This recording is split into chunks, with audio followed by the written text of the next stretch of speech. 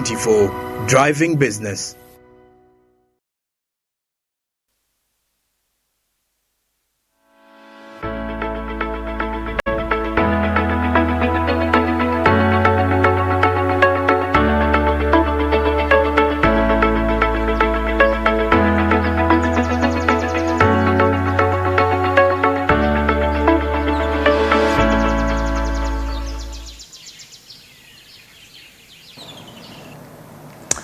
Very good morning to you wherever you are. This is a great day, the 5th of July, 2024, the 5th of July. We just started the very 1st of July just recently, just a couple of hours. It feels like it was a couple of hours away. This is still a great day on Smart Means Business here live at Smart24 TV. It's always a delight to have you. Now remember, as it is here at Smart Means Business, we always come in with the new oomph of the day, positive mindset, ready to attack the day. Are you ready to seize the day wherever you are? Please join us. Get onto our social media pages, Smart24 TV official, as well as Smart24 TV as one word, and let us know what you are going through today wherever you are. Let us know how it is working for you. Do you have a water shortage in your place? I hear Ugandans are now buying jerry cans in some places at even 1,500 to 2,000 shillings. What is happening in your place? Is it bad or it is business as usual? Let us take you through just a couple of things in what will be happening. The undertone for this conversation today is going to be SMEs, the particular challenges as well. Now remember, we have particular themes that we work with all throughout the week. We have been looking at particular, the micro, small, medium enterprises in Uganda. What is happening to them? Are they in a conducive environment? Why is it that most of their kids, by the way, are still vacant? Why is there quite a shift? Have they been able, these particular enterprises, have they been able to cope with what has been happening post-pandemic? What is happening? That has been the undertone, and we shall cap it off today, Friday, with a look, just a recap of some of the challenges, but on the micro as well as macro level. Then coming in, of course, we give you the national, regional, as well as international news. Coming in within the regional news, we will be looking at our oil. Coming in, our oil, of course, it was a celebratory mode when the ship actually docked over with our very fast, UNOX first oil consignment coming in. What does that mean to the fuel transit business? We shall hint on that. And then we'll also come to Mozambique and talk about the top investors as well in Mozambique. What is happening there? We've had quite some news coming in the last couple of weeks, talking about a lot of turmoil happening within the Southern Africa side, with lots of famine happening, not only just in Malawi, but as well as other countries. We've, of course, seen news coming in as well with ministers of those respective countries looking for aid, asking, can we have some grain coming, because they were hit by a severe drought. Most of the African countries, by the way, not just only within Southern Africa, have been affected. When it comes to international news, the battle of the elephants is still on. US, the EU, European Union, is still trying to bring all its blazing guns on China, because China wants to play monopoly in the EV, electric vehicle saga. So it's positioning itself. Yesterday we also talked to, we gave you some news about it positioning itself as well in our country, in the northern part of Africa. What is happening? Have they slapped it with more, with more tariffs? A lot of news is happening. Let's get back now to the undertone. Let me just give you just a hint into that. We have been as well asking, were you affected? How affected were you? I asked my colleague recently, and I said, have you seen the number of shops getting in the suburbs? In one way, it shows, of course, flip the coin, one side of the coin, it shows definitely that there is a problem wherever they were coming from. We know for sure that some of the rent was quite high. The majority were paying even as high as 3 million within those arcades, as high as 3 million, others 2 million, others 1 million. But then when it comes to the utilities, electricity bills, there are some who were paying 250,000 or even more. 250,000, just an electricity bill. That is someone's rent. Someone's entire monthly rent. And you are paying that just for utilities, not even talking about water, that is just power. It's so exorbitant. The prices are so exorbitant. So when they moved away from that, we had a couple of reports coming in from different persons that left their kids downtown here and moved over to areas such as Kireka and Tinda. And they say, you know, I used to pay 1 million, but now I pay 700 or 600 in Kireka. That was one of the traders coming in and telling us that. And then, of course, another lady as well who was around Wilson Road also mentioned as well that she moved back and partnered with her friend. Two of them rented a shop, each at 400,000, getting it at 800,000. And now the water bills, they were particularly insistent about the water bills and electricity bills, particularly electricity bill. And one of them in Kireka said, I used to pay a bill of around 250 to 300,000, but now it does not exceed 100,000. So operating costs already go down. Of course, when you look at the fact that how many people are really shopping in these areas, you may not really find that there are as many as those that used to get down to your shop in downtown Kampala. But the reality is that these areas are growing. You have lots and lots of arcades coming up and wonderful places, business hubs actually coming up in places such as Bukoto, in Tinda, in Kireka, and some of these suburbs that were purely residential. Most of the residential places are actually being turned into businesses. You go to one entire stretch like Tinda, and you find the entire place, entire route is literally offices. And then when you come down to another side, you find out that the very first houses are predominantly turned into business, or some have been raised down and different structures put up. That shows you that suburban areas are changing. They are changing. And if you want to take up dominance, maybe the very first thing that you would do is either split up your revenues and move into some of these areas that are growing very, very fast. And you will find, by the way, that the shoe that is, let's talk about shoes, something that we ladies get to know about. The shoe that is around 35,000 or 50,000 downtown, you can find that back here in the suburbs, it is around 55,000 or still even the same price, because they will get them as well from the same wholesale shop. So it doesn't even make a difference. Why spend another 10,000 and time around 3 hours getting down to town, and yet you can find literally the same thing at just an increment of maybe 3,000 or 5,000. That applies as well to other costs. You could find rice. A kilo is around standard price. You find it's around 3,000 downtown, you know, a kilo or 5,000 or 4,000 downtown, and then you find out it's 4,200 from 4,000. That's a difference of 200 shillings. It doesn't make sense spending 11,000 to go to town to buy some rice when you could as well make that saving this side. The rationale being cost savings. What are you able, whatever your decision that you make, are you able to make to cut down on those operation costs? And this is what most traders are opting for. Of course, you have a few other diehards that are saying, "Paka last, I am dying in this building." Business will be picking up in a couple of weeks. But then you need the resilience to take you through, because what is happening is when you get to talk to the traders downtown, they will take you, it is resilience that is taking them through, that sometimes they will come with it. I spoke to someone and she said, normally what happens is I pack my lunch. You know, I pack my lunch so that I cut down on my savings. I pack my lunch, I come down here, Nasa Road. They're saying that they are literally holding on just by the teeth. They're holding on to their businesses by the teeth, because long time ago, you would have different people coming in and they're jostling, and you don't even have to fight for the clients because they already know where to find you. And even if one of your clients just leaves, you know that you will have a replacement. But she told me that business is taking quite a long time to get back to normal. She said, you know, to help me go through that, I actually have a side gig that I have on my side. In addition to that, I do a little bit of catering.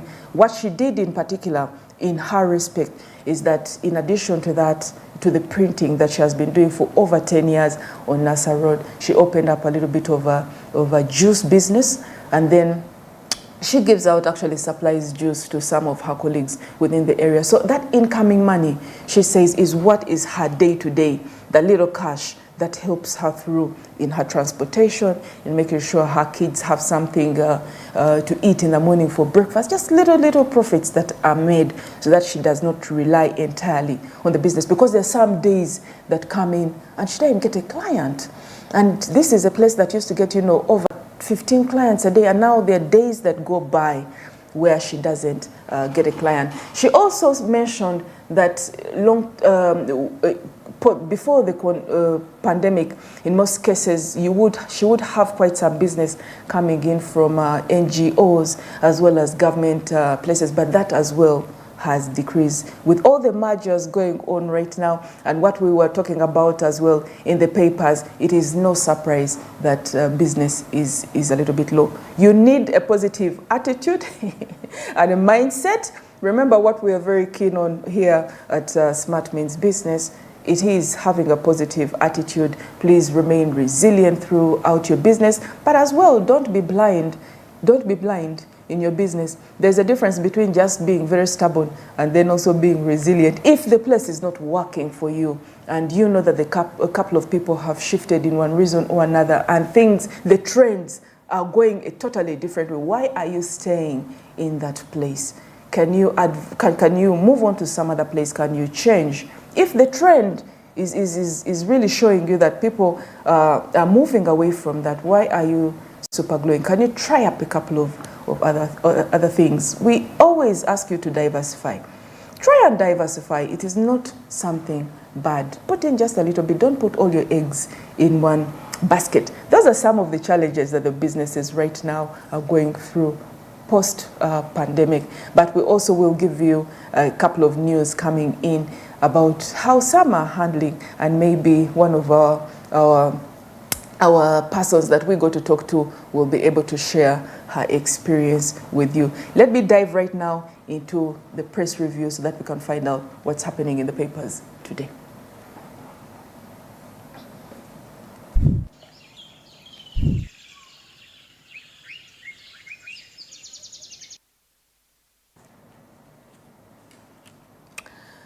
Within the Daily Monitor, get your copies of the Daily Monitor and New Vision, some interesting news. I love this part of the day as well because we get to see a little bit of everything. It's almost like a buffet. You get to see a little bit of everything. You have some news coming in from us here at Smart Means Business, and then of course we add just a little bit of cream on the top of the buffet by giving you something from the press. Ministers see stars at U.S. Independence Feast. And it comes in, I hope they're not making fun of our ministers. Our ministers already have problems as well within Parliament. How Schumacher got into multiple court cases. Unfortunately, it has been quite a bumpy ride for Schumacher. He's had lots and lots of cases. His troubles began with a disputed $3 billion loan allegedly extended to the deceased businessman Boni Katatumba. That was way back. Way back. But he has since then been entangled in several legal battles involving charges of obtaining money by false pretense, uttering a false document, and forgery. These disputes, many involving multi-billion shillings, threaten the sustainability of his business empire. How are police arrested woman who cut off spouse's genitals? Women. Women, stop it. Stop it. We also talked about mental health challenges last week. Please look for other ways of addressing your anger and frustrations. Please. We had also an incident I think it was last month in June, whereby this was on the increase, and some concerns as well in Kenya with men sleeping in iron pants. And true story, the men were sleeping in iron pants because as well this was happening in Kenya. This is some terrible news coming in about that, but police has arrested her. When she realized that she was under arrest, she told the sister to forgive her because she had sought refuge after Satan had tempted her and calmly handed herself in. Many have said that we tend to blame Satan too much. Where were you? It was your own decision. Stop it. So this was also happening, and a call upbeat after vetting for AG Job. The baton has been passed as well, and right now incoming Auditor General Edward Akol receives the baton from outgoing Auditor General John Muwanga. Among that, you get to know about Akol in the papers. How show business bribery have eaten into school politics. Viewers, let me tell you, this is really something sad. I had one of the contestants within my own house coming in and telling him, please, can you get me those packets of sweets? I said, for what? And she said, you need, everyone has sweets. If you don't have the sweets, then nothing is going to happen. And I said, oh my goodness, if this happens really at grassroots level, as you are standing at primary school level at your years, and you're already normalizing the fact that you need to bribe, can't you get up there and you speak and be a little bit persuasive? And she said, no, it won't work. If you don't have sweets, no sweet, no vote. Apparently that was the chant. This is some moral issue that is coming in, and indeed get to know what is happening in this. MasterCard empowering communities through digital transformation. Illegal fishermen rule Uganda. Let's remember, we have been talking about informal businesses. These account for 1.8, untracked, unmonitored, unregistered, how the government is losing lots and lots of monies. We also got to give you a sneak peek all throughout this week about some of the reasons as to why they do not want to register and why they do not want to comply in regards to taxation. If you missed out, please get onto YouTube. You can be able to follow some of those conversations and give your comment about what it's all about.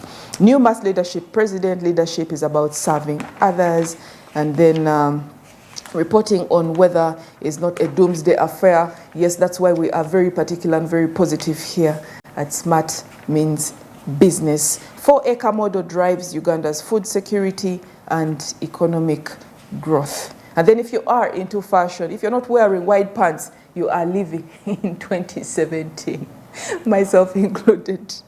So if you're not wearing white pants, some crazy ideas going on, but you cannot afford to jump onto the bandwagon, you really be comical.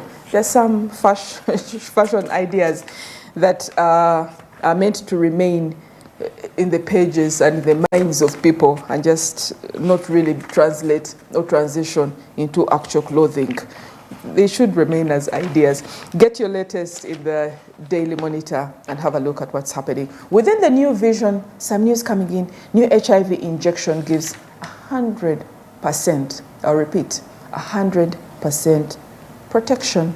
People living with HIV to take injection twice a year. Now remember, there have been studies that have been carried out actually in talks that we had as Smart 24 TV with doctors. They had anticipated early last year, that some of this medicine would be out as of last year. And there were a couple of studies that were being carried out over the years, even within Uganda. So if this has been now, endorsed to go forward, that's some good news. Remember, it all started off with having a heap of HIV drugs to swallow, but now it has come down to just an injection or two, just twice a year. Some good news.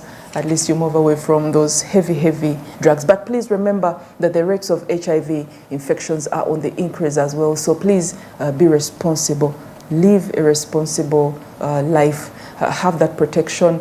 Abstain as well, and you talk within the marriages, because what is happening is that married couples as well are being brought into the muddy waters of new infections. So have that talk with your spouse today if you haven't. The corporation plans to produce 2,500 buses every year. Kayola bus pass 600,000 kilometer road test. This one will be coming in as well, which we would want to see something coming. Whereas other stakeholders are fighting the Chinese, we shall have a look at that information in the international news today.